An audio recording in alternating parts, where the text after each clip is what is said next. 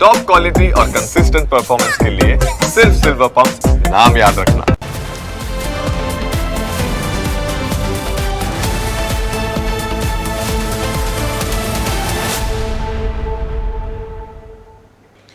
નમસ્કાર, પ્રાઇમ 9 સાથે હું છું જીગર।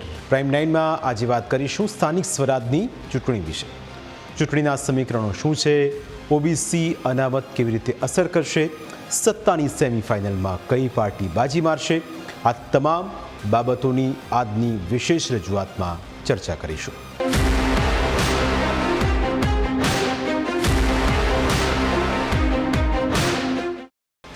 ગુજરાતમાં સત્તાની સેમિફાઇનલ શરૂ થઈ ચૂકી છે। સ્થાનિક સ્વરાજની ચૂંટણીને લઈને હવે ગણતરીના દિવસો જ બાકી છે।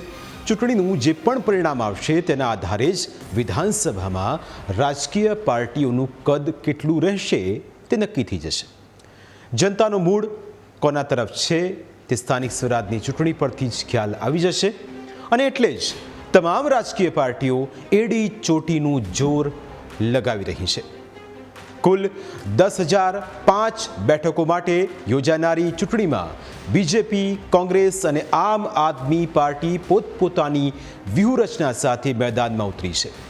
આ વખતે પ્રથમ વખત 27% ઓબીસીનો અમલ થવા જઈ રહ્યો છે। એટલું જ નહીં, નવી બનેલી 9 મહાનગરપાલિકામાં પ્રથમ વખત ચૂંટણી યોજાવા જઈ રહી છે। 26 એપ્રિલે રાજ્યભરમાં મતદાન થશે અને 28મી એપ્રિલે ચૂંટણીનું પરિણામ આવશે।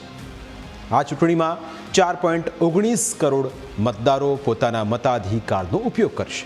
બેઠકોની વાત કરીએ તો 15 મહાનગરપાલિકાની કુલ 1044 બેઠક પર મતદાન યોજાશે, જ્યારે 84 નગરપાલિકાની કુલ 2637 બેઠકો ઉપર મતદાન થશે। 34 જિલ્લા પંચાયતની કુલ 1090 બેઠક ઉપર મતદાન થશે અને 260 તાલુકા પંચાયતની 5234 બેઠક ઉપર મતદાન થશે। આ રીતે મળીને કુલ 10,005 બેઠક ઉપર ચૂંટણી યોજાશે, એટલે કે બેઠકો પર કરતાં 3 થી 4 ઘણા ઉમેદવારો હશે, જેમનું ભાવિ મતદારો નક્કી કરશે। ગત ચૂંટણીમાં CR પાટીલ બીજેપીના પ્રદેશ પ્રમુખ હતા। તેમને ચૂંટણીમાં જીતને મિશન બનાવ્યું, જેના કારણે ગત સ્થાનિક સ્વરાજની ચૂંટણીઓમાં બીજેપીએ 95% બેઠકો પર જીત મેળવી હતી। ફેબ્રુઆરી 2021માં યોજાયેલી સ્થાનિક સ્વરાજ્યની ચૂંટણીઓમાં પાટીલની પેજ કમિટીની રણનીતિ અને કડક પસંદગીના માપદંડો નિર્ણાયક સાબિત થયા હતા। તેવામાં હાલના પ્રદેશ પ્રમુખ જગદીશ વિશ્વકર્મા પાસેથી પણ પાર્ટી સારા પરિણામોની આશા રાખી રહી છે। આ વખતે પાર્ટીએ નવા ઉમેદવારો ઉપર પસંદગી ઉતારવા માટે કેટલાક માપદંડો નક્કી કર્યા છે। બીજેપી 60 વર્ષથી ઉપરના નેતાઓને ચૂંટણી નહીં લડાવે। આ ઉપરાંત 3 ટર્મ ચૂંટણી લડી ચૂકેલા કોર્પોરેટર્સને પણ પડતા મુકાશે। ગુનાહિત ઇતિહાસ ધરાવતા ઉમેદવારોને પણ પાર્ટી ટિકિટ નહીં આપે। એક પરિવારમાંથી કોઈ એક જ વ્યક્તિને હોદ્દો મળશે, એટલે કે પરિવારમાંથી 2 હોદ્દેદારો નહીં રહી શકે।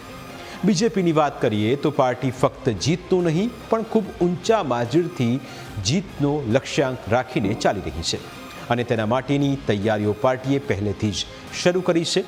નવા પ્રદેશ પ્રમુખ નિમાયા પછી તેમણે ગ્રામ્યથી લઈને શહેરી વિસ્તારોમાં ઠેર ઠેર સંમેલનો કરીને પ્રચાર જાણે પૂરો કરી દીધો છે। આ ઉપરાંત બીજેપી કયા મુદ્દાને લઈ લોકો વચ્ચે જઈ રહી છે તેની પણ વાત કરીએ। પાર્ટી ડબલ એન્જિન સરકારના વિકાસના મુદ્દા ઉપર ફોકસ કરી રહી છે। પાર્ટી જીત માટે મજબૂત સંગઠનના આધારે બૂથ મજબૂત કરવા ઉપર ભાર મૂકી રહી છે। મોદી સરકારની યોજનાઓ અને કામગીરીના આધારે પાર્ટી લોકો વચ્ચે પહોંચી રહી છે। શહેરી વિસ્તારમાં ક્લીન સ્વીપનો પાર્ટીનો લક્ષ્યાંક છે, જો કે ગ્રામ્યના કેટલાક વિસ્તારોમાં પડકારો હોવાથી પાર્ટી તેના ઉપર વધારે ફોકસ કરી રહી છે। બીજેપીની સેન્સ પ્રક્રિયા દરમિયાન પણ દાવેદારોનો ડ્રાફડો ફાટી નીકળ્યો, જે દર્શાવે છે કે દાવેદારો એવી પાર્ટી ઉપર પસંદગી ઉતારી રહ્યા છે કે જેમનો જીતનો રસ્તો ક્લિયર કરી નાખે। જો કે આ વખતે ઓબીસી અનામતનું પણ એક ફેક્ટર છે અને તે કેવી રીતે અસર કરશે તે પણ સમજો। ચૂંટણીમાં ઓબીસી અનામતની અસર પડવાની પૂરી શક્યતા છે, કારણ કે અગાઉ જ્યારે ઝવેરી પંચ દ્વારા આ ટકાવારી નક્કી ન થઈ ગુજરાતની અંદર, એ પહેલાં 10% ઓબીસી અનામત હતી અને હવે 27% ઓબીસી અનામત લાગુ થઈ છે અને એના આધારે ચૂંટણી લડાઈ રહી છે.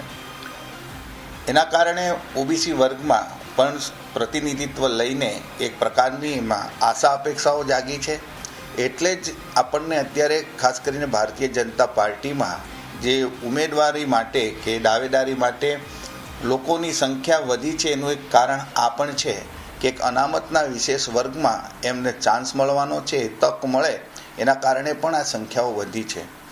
એટલે 27% ઓબીસી અનામતની ચૂંટણીમાં અસર થશે. પણ એક વાત એ પણ મહત્ત્વની છે કે ઓબીસી જ્ઞાતિ ગુજરાતની અંદર આશરે 148થી 49 જેટલી જ્ઞાતિઓ છે.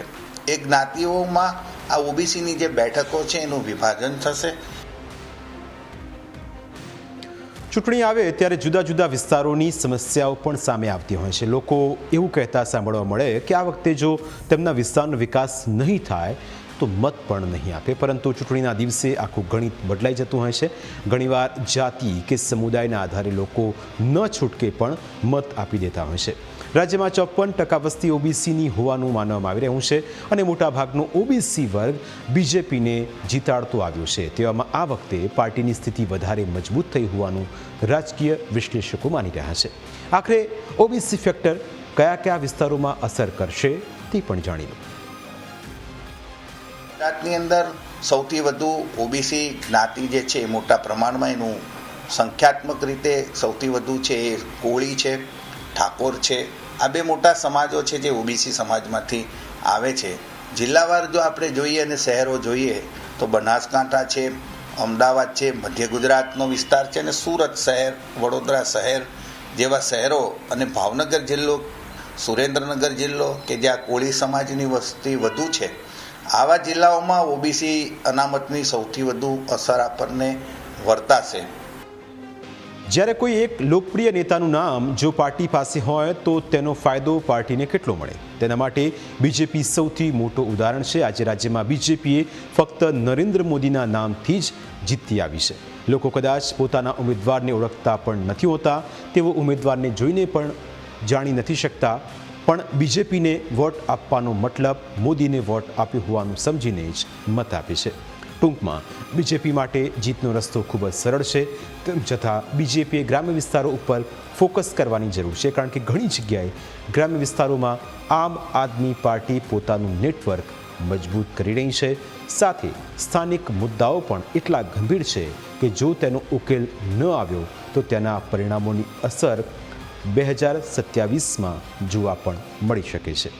પ્રાઇમ 9માં સમય થયો છે બ્રેકનો. બ્રેક બાદ વાત કરીશું કોંગ્રેસની.